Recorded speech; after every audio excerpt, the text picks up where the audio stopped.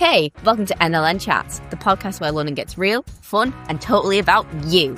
Whether you're on the bus, walking to class, or just chilling at home with a cup of tea, you're in the right place. Here in Skills for Life, we talk about real-world skills, big dreams, small steps, and everything in between. From personal growth to digital safety, from teamwork to finding your voice, this is where you grow stronger. No tests, no stress, just stories, tips, laughs, and skills you'll actually use. Sit back, press play, and let's level up your life, one skill at a time. So everyone, let's chat! Hello and welcome back to Nln Chats. It's us again, the one and only Bear Cole Barrett Loughlin, and not only just me, the Prince of Darkness himself, Carl Malloy. Hey. You and I are going to have a problem in a minute. What's the story with you like? Well, we have this new recording area, and it's great, but I'm just worried this episode won't be as good as the last. I haven't been told who's going to be our guest, so I don't know. Here, will you calm down for once, Joe Rogan, like. I think that might change today. Really? Yes. Are you sure? Since when did you start doubting me, like? Since forever. Okay, fair enough. Okay, dude, first off, new podcasting room, all right? Editor, add that in whenever you get the chance. And also, I'm after pulling some strings. Who'd you get? Who did I get, huh? Today, I managed to get a super important person. A manager for not just one, but two centres. Wait, is it him? Here he is at last. My God. It's the mean green machine. It's Cian Doyle. What an intro. Wow. Hats off to you. Well, that's fantastic. For the viewers who don't know, Cian is our manager. He's originally from Tipperary. And our highly devoted manager at the centre. All Ireland champions. Let's go here from the man himself. Cian, for once you're not late. Thank you very much on the podcast. Thank you. It's an honour to be here, honestly. And thank you for inviting me on to speak with you both. I suppose it's long overdue at this stage. I've been ducking and diving for a while, but you got me here. So I'm looking forward to it. Looking forward to having a chat and I suppose catching up with you as well. And yeah, I suppose that intro was absolutely fantastic. So if that's something to start off with, I'm looking forward to it. So yeah, you were dodging us for a bit there. So how are you feeling? I'm like dodging nose a bit. I was busy, I'd say. But look, I'm here and I'm looking forward to, I suppose, giving my side of, I suppose, what I do in NLN, firstly. And I suppose I'm new enough to the centre here as well. So I suppose giving my overview on my plans going forward. And I know you've some nice, juicy questions for me, so I'm looking forward to them. So shall we get into it then? Of course. All right. Yeah, definitely. Okay. Yeah. For those who don't know you, could you tell us a bit about yourself? Like, who is Cian behind the manager, the role of NLN? Yeah, so I suppose you've said I'm originally from Tipperary, so I'm over here in Offaly, which is like behind enemy lines, like a small bit, like from my side. But what do you think? Offaly, Tipperary? Okay, I'm going to tell you this now, right? I'm sorry for making this about me, but in the All-Irelands, I was in All-Irelands at darts last year. I played Tipperary. I made a fool of myself, but I beat you well. Oh, no. So you bet us already? Yeah. Oh, okay. Not in hurling, I think, like... I don't know. Well, it'll be a couple of years, like. In fairness, the under-20s have been good for a while there, but I think maybe the seniors, you'll have to maybe a bit more practice. Oh, yeah. I think so. No, but for me, like, I suppose I'm originally from Roscrea in Tipperary. I've recently in my career came into NLN and worked with NLN, but previous to that I would have worked in kind of the sports industry, so I would have been kind of leisure facilities is what I would have been managing. And then I also would have been, I suppose, involved in the disability sector within that as well. So, we would have worked alongside National Rehabilitation Hospital, working on specific disability programs around activities and stuff like that as well. But like behind the manager, as a person, I have two young sons. So I'm a family man. And I suppose they're my whole world at this moment in time. So one is 6 months old and one is 4 years old. So my hands are full when I go home as well. But they're my whole world. So my family is really important for me. So that's what I spend a lot of my time outside of here doing. spending time with my family. And then I also, I suppose I play sport, so I would be spending a bit of time playing sport, and it's predominantly hurling. I did play soccer for a lot of my career when I was in my teens and into 20s. So through college, I played semi-professional soccer with Limerick, and then I was on a scholarship through college I did sports and exercise science. So that was my degree that I did in University of Limerick. And then I went into management then in my career, and as I ended up here in NLN. So how did you manage that switch between sports and education? How did you find that? I found it, it was actually I suppose even within the sports section, I was always managing. So I was, I suppose, a manager for about 8 years before I came into NLN. So I always was like, my big thing is working with people, spending time with people, coaching people, and training staff and training even clients. So the shift for me wasn't much of a shift in a sense of I would have been doing all of this stuff before. And I think the really important thing is for me, which is there's probably 3 important things, that core values that I have that I bring into education and training. And like one thing is time. So giving people your time. I find time, and if it's one thing that you can take from me, is we can't buy time. We can't put a price on time. It's invaluable. So if I can give students time, staff time to try and support them individually, and that's my aim for going forward for both Tullamore and Portlaoise, is, to spend time with students. It's what, even in life, like, spend time with your family. It's invaluable. We don't, like, our time is going to run out. We can't buy time. The next thing then is respect. Like, you have to respect people. I respect everybody individually for who they are. And on that level, I hope that we'd get that respect back as well. So I think there's a couple of values that you can bring every day. I think if you can bring that into your work life every day, you'll progress and you'll support. And then obviously the other thing is supporting the students as well to reach their goals and potential is very important for me as well. So and I think it's really important to have that just every day. So yeah. I like what you said there. You can't buy time. That is one thing I like what you said there. Yeah.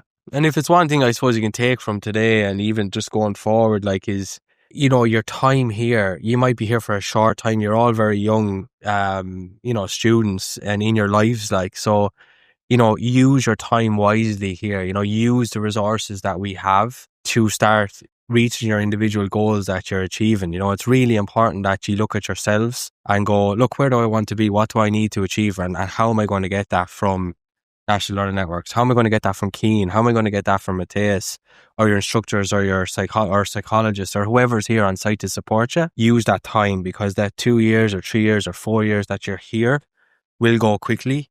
And as I say, you can't buy that time back. So it's really important to just value that time. Wow. Also, look, just to throw this out there, like, I've adopted this ghost for me. God. This is for me for today to support me.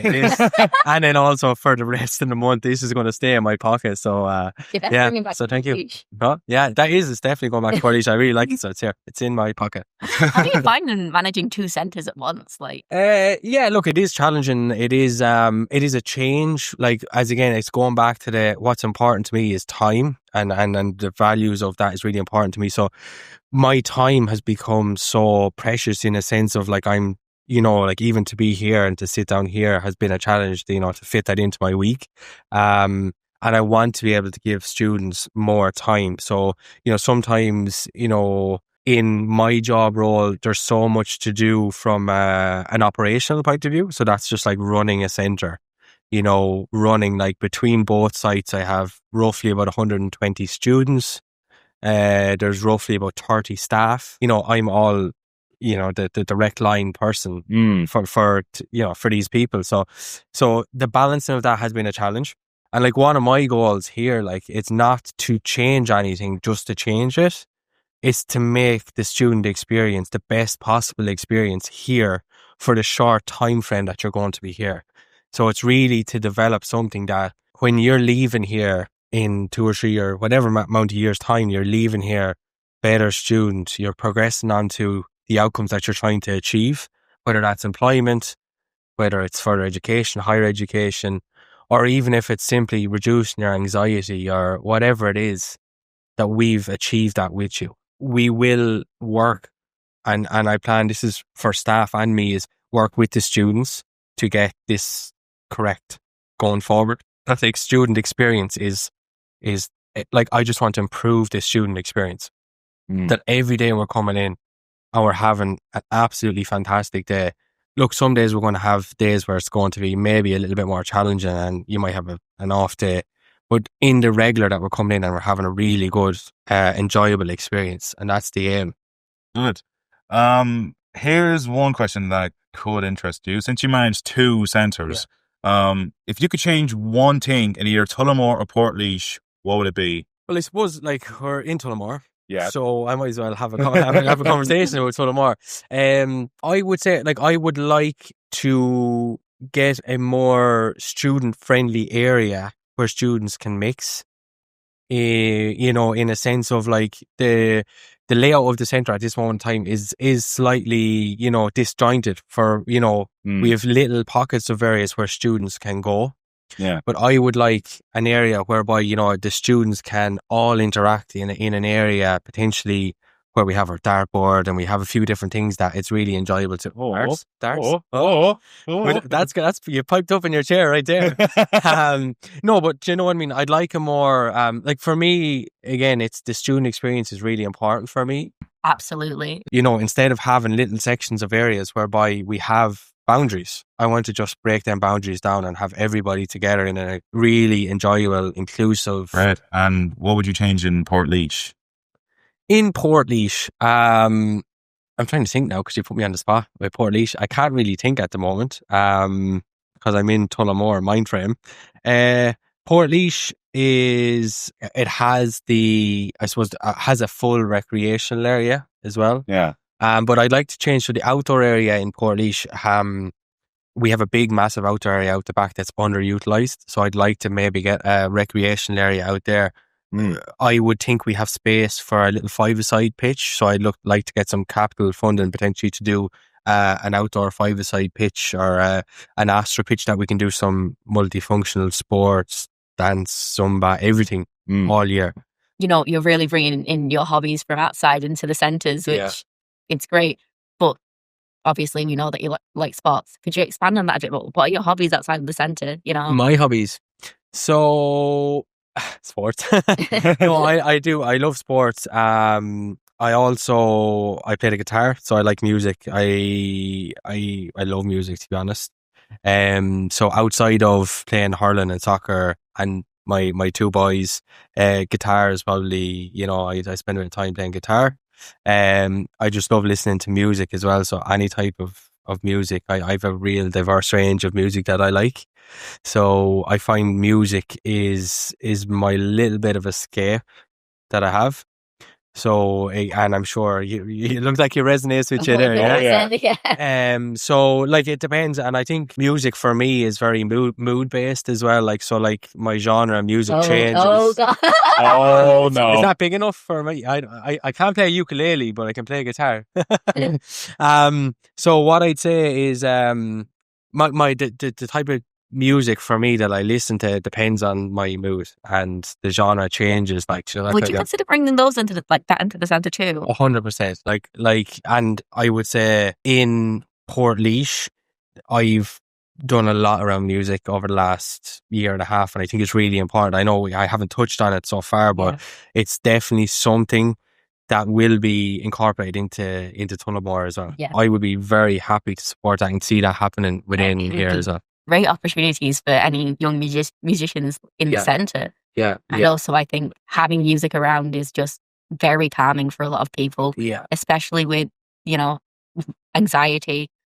It's a massive help, you know. Yeah, the benefits is absolutely, like, as you said, it's just it's amazing what it can do. And our music is a language. It has no, you know, barriers. So regardless of, you know, we might be able to communicate via language. For example, we might have a different language, but we'll be able to communicate through music. Yeah. I think a lot of the students around here would appreciate that as well. It's really good to hear that, because from me, I think again, as I say, it's, you know, like leisure and fitness and sport is fantastic.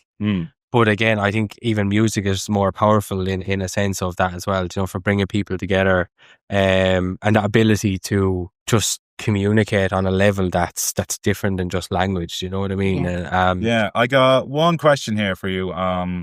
If you had the chance to speak directly to people at home who are struggling with anxiety or unsure about returning to education, what messages would you give them to encourage them to join the NLN? First of all, I'd say anxiety and even depression and mental health, and there's so many things out there for you, and I guess things can be so overwhelming. Even to come in here can be a challenge for some students, but we do have the supports. We're here to support the students. We are here to work with you individually to try and reach your goals, and set your plans. We have a multidisciplinary team, so there's a psychologist on site, there's a rehabilitation officer on site, there's a resource teacher, there's a manager, and your instructor, and we're supposed to all work together to support the student to reach your goals. And what I'd say is as well, we aren't the end piece for students. We are the piece that bridge students onto the next step, and the next, whatever that next step may be. We will support. We're that hand of support to get you to your next stage in life. You're all very young, and everybody has so much potential to move forward. The world is your oyster, and that we will work with you to get where you need to go. We'll also work with you to reduce that anxiety, that killer word that is anxiety that's out there. From my side, having with anxiety for a majority of my life as well, and I understand, the challenges that may pose to many students and how crippling it can be. So, my aim as a manager is to break down that wall or barrier that anxiety is, and try and work with students to get to the next stage. We got one more question here for you before we wrap it up. No problem. Actually, I got two here for you. One's not even on this list. You thought of something now and you're just I need to get that. Yeah, isn't it? Well, it's nothing major, don't worry. Good. So finally, do you have any last words you would like to share on our listeners? And the one that's not on the list, who do you suggest we get on next? I suppose my message to you all and the students and everybody is the the value time. Value that. If we can take that as a core message from today, is money may come and go, and material things may come and go, but value your time. Be that with your family, be that with your friends, or be that in here in NLN. Get the best of your time and what you can do with time. All right. And then also, I just watched this space for Tullamore. It is going to be really exciting going forward. I have some really exciting plans with the instructors here, and really positive changes that we'll make for the students, with the students, to make sure they're getting the best experience and getting the best outcomes from NLN and Tullamore going forward. Who to get next? Yes, got a question. Go on. Give us another question. Talking about time. Yes, I love time.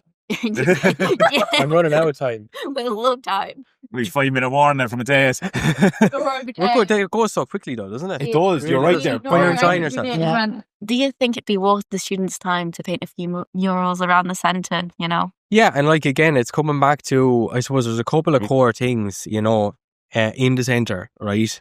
And it's the environment. So first of all is to get the environment correct and right. And also using the students' skill sets. So the likes of music, art, creativity, that's and even been here for the couple of months I've been here, and in Portlaoise for a period of time. The students are just absolutely fantastic. Absolutely, you are just amazing. So the creativity and your ability is just unbelievable. So yes, the ability to do murals around the centre, it's fantastic, and I think we should look at that as well and make it meaningful. What's the mural about? Let's make it that it's meaningful for the students, and it's coming from the students, and potentially coming from all of the cohort of students here. So let's listen to what the students are looking for, and then maybe do a mural based off that. I'll tell you what I'm looking for. You just avoided my question there. Did I? Jumped away, did I? Yeah. Who's next? Who's next? Who do you want next on the podcast? Who do I want next on the podcast? Or anyone you recommend? Anyone you recommend at all? Now be realistic. Don't give us the president or something, you know? Yeah. You put me on. This was definitely not on script, like. Definitely. Not at all, no. I never follow script. Yeah, because that's after showing me now. Johnny Pettit, yeah. Yeah. Let's get Johnny on. Yeah. Johnny has so much experience in NLN. And to be honest, it's great I'm delighted I'm working with Johnny now because I can learn so much off him as well because he's been in NLN for a long time and I get on really well with Johnny. So I'm excited to work with Johnny going forward as well. I think he would be a really good person to bring onto the podcast as well. All right. Now, that would be it. Bang on time. Bang on time. Thank you very much, Green Machine Keen. Green Machine Keen. Is that a new dart name when we get the dartboard in? The Green Machine Keen. Brilliant. Sounds good. Yeah, not bad. What's your one again? Bear Cub.